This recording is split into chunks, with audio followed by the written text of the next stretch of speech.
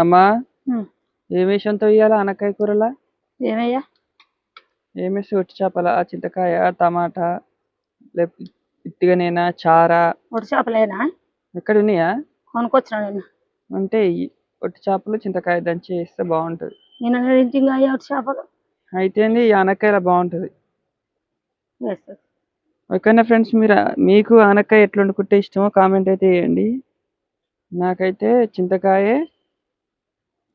ఒట్టి చేప వేసి వండుకుంటే మస్తు ఉంటుంది అనమాట. మీరు ఎప్పుడైనా ఆనకాయల ఒట్టి చేప వేసి వండుకుంటారా లేదా కామెంట్ అయితే చేయండి.